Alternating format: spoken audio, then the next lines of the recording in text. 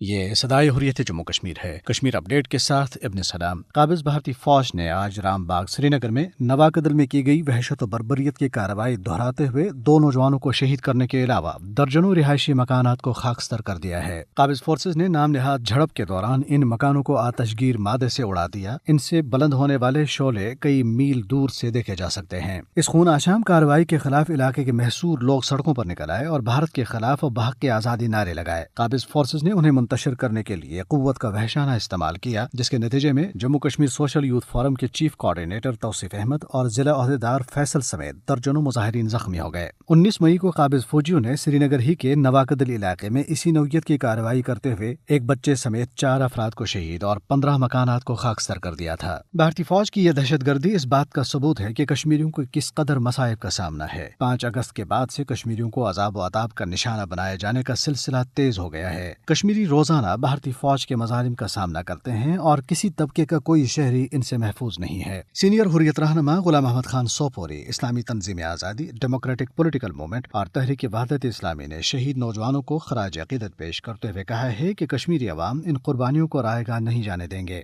بھارت کے سابق وزیر اور کانگریس پارٹی کے سینئر رہنما منی شنکر آئر نے خبردار کیا ہے کہ اگر نریندر مودی اور امت شاہ کے 5 اگست 2019 کے اقدامات کو واپس نہ لیا گیا تو جموں کشمیر میں انتفاضہ یا اس سے بھی بدترین صورتحال جنم لے سکتی ہے۔ ایک مضمون میں انہوں نے لکھا ہے کہ مودی اور امت شاہ نے 70 لاکھ کشمیریوں کو دیوار کے ساتھ لگا کر آخری حد بھی پار کر دی ہے اور بھارت کی شمالی سرحد پر ایک اور فلسطین بنا دیا ہے، جس نے کشمیریوں کی حریت پسندی اور بھارت سے نفرت میں بے پناہ اضافہ کر دیا۔ اپڈیٹ ختم ہوا۔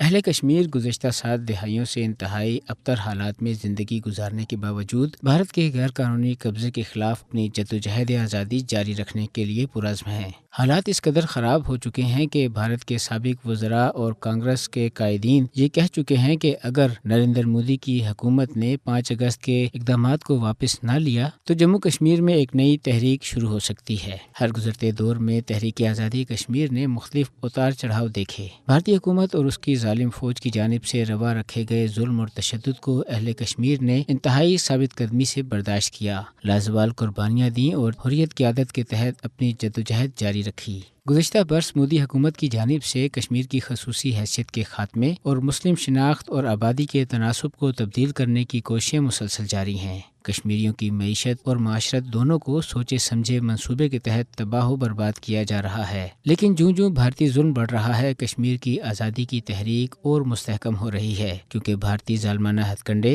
حریت رہنماؤں اور عوام کو خوفزدہ کرنے میں بری طرح سے ناکام ہو چکے ہیں۔ بھارت کے غیر قانونی زیر تسلط جموں کشمیر میں انسانی حقوق کی پامالیاں گزشتہ سال 5 اگست کے بعد سے جاری فوجی محاصرے کے دوران مزید بڑھ گئی ہیں۔ ماہرین تعلیم، ڈاکٹرز، وکلاء، اساتذہ اور عام شہریوں کو روزانہ تلاشی اور محاصرے، ظلم اور تشدد اور بہیمانہ قتل و غارت گری کا مسلسل سامنا ہے، جبکہ قابض انتظامیہ نہتے کشمیریوں کو گرفتار اور ان پر کالے قانون پبلک سیفٹی ایکٹ کو لاگو کر کے ان کی املاک ضبط کر رہی ہے۔ عالمی برادری کو چاہیے کہ وہ محصور کشمیریوں کو بچانے اور بھارت کی فسطائی حکومت کی جانب سے انسانی حقوق کی مسلسل پامالیوں کو روکنے کے لیے اپنا کردار ادا کرے۔